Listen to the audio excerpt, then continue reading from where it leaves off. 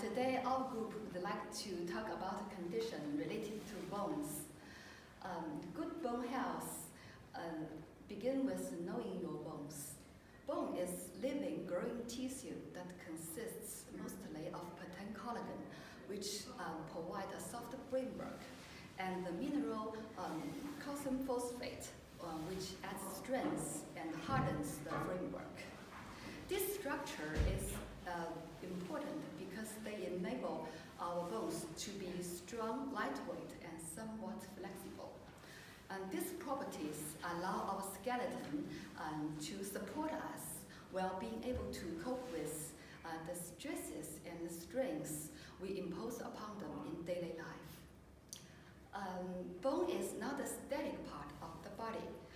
New bone is made and old bone is broken down. When you are young, your body makes new bone faster than it breaks down old bones, and your bone mass increases. After early 20s, this process slows. Most people reach their peak bone mass at age 30. As people age, the bone mass is lost faster than it is created. Then you create more than it loses. When your body loses too much and make too little, osteoporosis occurs. That's why we say that osteoporosis is a metabolic bone disorder. If viewed under microscope, healthy bone is like a honeycomb. When osteoporosis occurs, the holes and the spaces in the honeycomb are much bigger than in healthy bone. As bones become less dense, they weaken and are more likely to break. Symptoms. There typically are no symptoms in the early stage of bone loss. The condition is often referred to as a silent disease because you cannot feel your bone become weaker. And most people don't even know they have the condition until after they break a bone. In many cases, the first symptom a person may have is a broken bone, often as a result of a fall, and most frequently in spine, wrist, hips, or pelvis.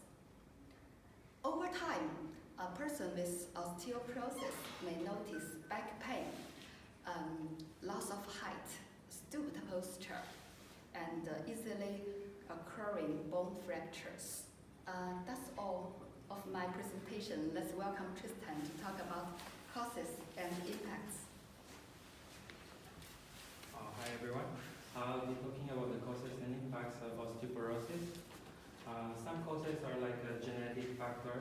If your family has history of this one, you're more likely to have this disease. And aging, as people ages, your bone mass has lost faster than it's created.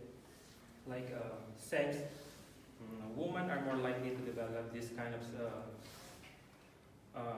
develop osteoporosis than other men.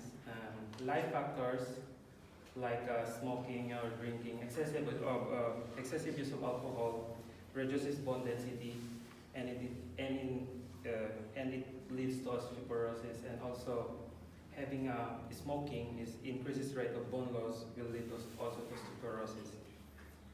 Hormones like decreased testosterone in men when aging, deficiency of estrogen in women, for example, post-menopausal and irregular periods. And emotional stress also is like a person having chronic stress leads to bone loss, thus it can result to osteoporosis. Inflammation. Chronic inflammation leads to reduction in bone density, or can lead to weakened bone. For example, if you have a rheumatoid arthritis, will have increased pain or movement. So being less active will lead to weaker bone, which can result to osteoporosis. Environmental toxin like exposure to air pollution, This can lead to bone mass loss, and that can lead also to osteoporosis. And that is for the causes. And here are some impacts that affect the people having this osteoporosis. Like a person with physical pain has lesser mobility and appearance and self-esteem. And unfortunately, youthful appearance is important to all of us.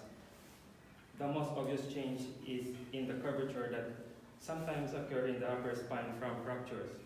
This curve called kypsosis, like this picture, like on your back. So kypsosis can also cause the stomach to stick out as other problems. Depression. People suffering osteoporosis may affect person emotional that can lead to depression. And it will also affect our the social life because since the person having also osteoporosis has suffered or feel a lot of pain and in discomfort, it will also impact the person's social life. Like before they love going like jogging, biking, they cannot do more of those ones because they get already like this pain and suffering. So yeah, that's all. As Tony, you were going to do the next one. Thank you, Christine. Kia ora koutou.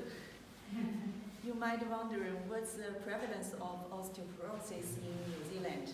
Based on our group's study and research, we found it affects a large number of population in New Zealand, which through increases the bone fractures. You see the bone fractures. You may already know 1 in 3 women and 1 in 5 men, they suffer this condition during their lifetime. So that's why it is considered a serious issue. The reason for that, because older New Zealand increased. During the research, we found between 2007 and 2020, the osteoporosis increased by 30%, almost 90% of them being female. Christine already mentioned that.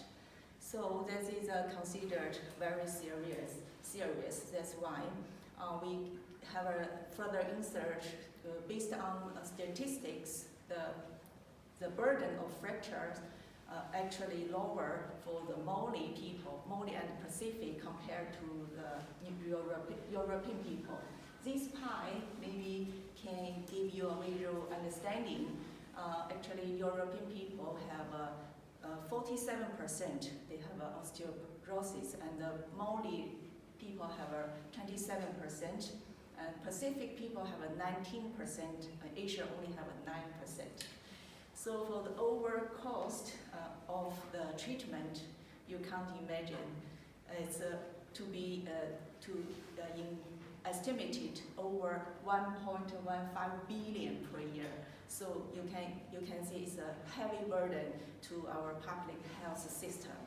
So impact for the people's health and well-being is considered very significant. So that's why that currently have some health practice and government strategies adjusted to implemented in New Zealand. Okay, for this part, my colleague, beautiful lady Saranjit, will introduce in details for you. Thank you, Tony. Kia ora, everyone. Now I'm going to present my topic today, that is healthcare practices in New Zealand.